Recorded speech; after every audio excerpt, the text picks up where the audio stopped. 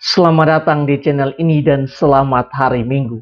Sahabat-sahabatku yang terkasih, tak terasa kita sudah tiba di bulan September yang merupakan bulan Kitab Suci Nasional.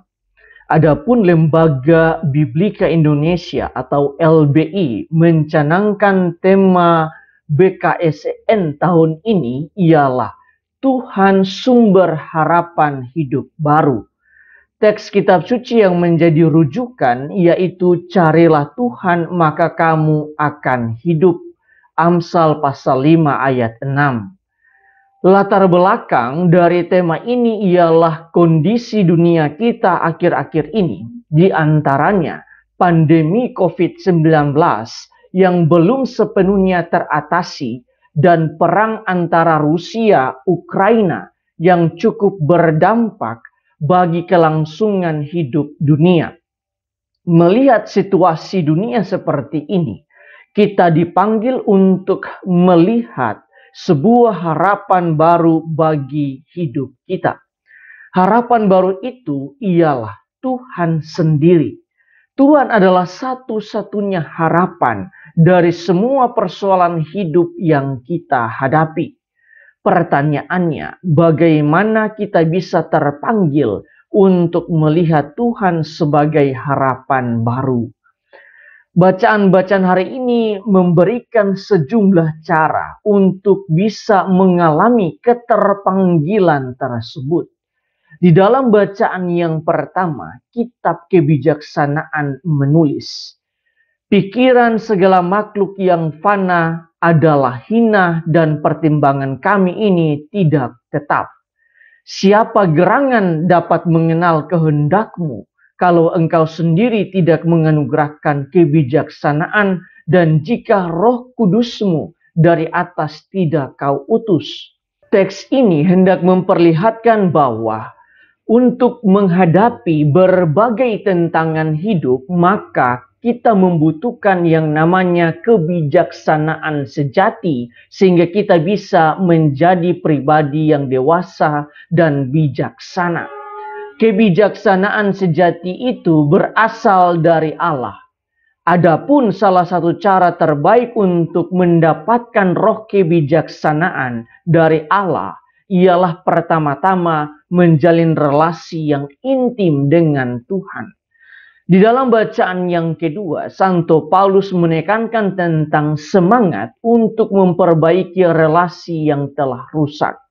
Di dalam hidup ini, sebagai manusia, kita sering sekali merusak hubungan atau relasi kita dengan Tuhan lewat tindakan, pikiran, dan perkataan. Karena itu, kita semestinya secara terus-menerus memperbaiki relasi kita dengan Tuhan, sehingga kita akan lebih mudah mendapatkan roh kebijaksanaan yang adalah milik Tuhan sendiri. Ketika kita telah mampu menerima roh kebijaksanaan dan senantiasa memperbaiki relasi dengan Tuhan, maka kita akan lebih mudah menjadi pengikut Kristus yang setia memikul salib kita masing-masing. Sebab di dalam bacaan Injil, Yesus menegaskan bahwa barang siapa tidak memanggul salibnya dan mengikuti aku, ia tidak dapat menjadi muridku.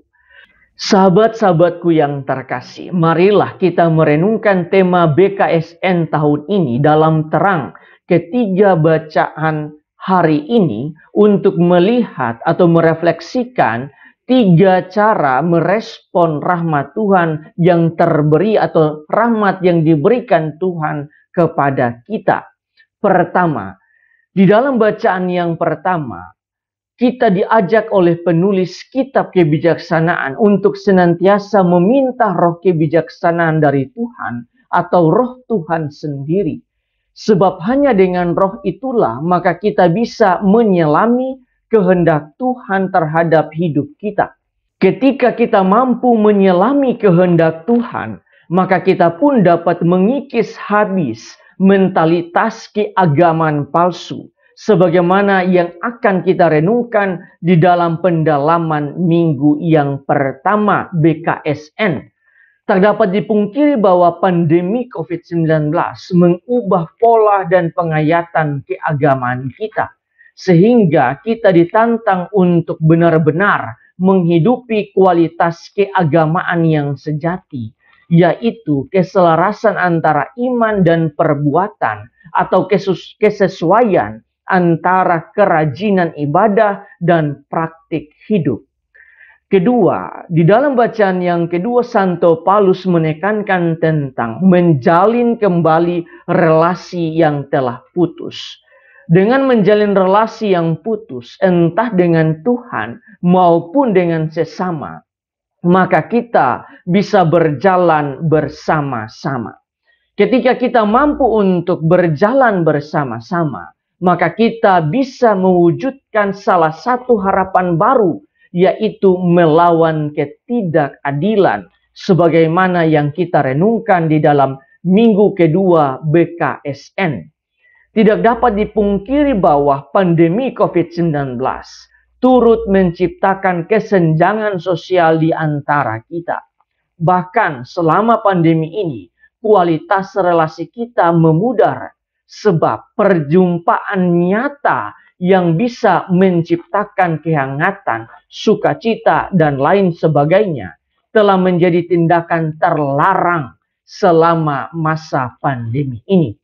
Karena itu, inilah saatnya kita kembali meningkatkan kualitas relasi antara sesama manusia, juga meningkatkan kualitas relasi dengan Tuhan. Ketiga, salah satu makna dari bacaan Injil ialah berani memikul salib. Terkadang kita berpikir bahwa salib adalah aib ataukah hukuman yang harus kita pikul. Sesungguhnya pandangan ini tidak mendewasakan iman kita.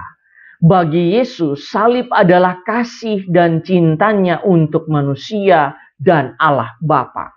Karena itu, kita juga perlu melihat salib dengan cara pandang yang baru, di mana kita memandang salib sebagai cinta kita terhadap semua perjuangan dan pengorbanan kita.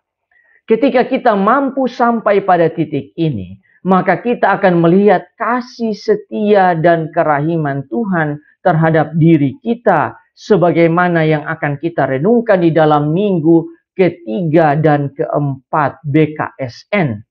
Kita akan menemukan bahwa di balik pengorbanan, di balik perjuangan, di balik penderitaan, dan di balik salib yang kita pikul selama ini, terdapat kerahiman dan kasih setia Tuhan terhadap diri kita. Mengapa kita masih kuat dan terus berjuang sampai saat ini? Itu semua karena Tuhan tetap setia dan tetap mencintai kita. Tuhan memberkati kita semua.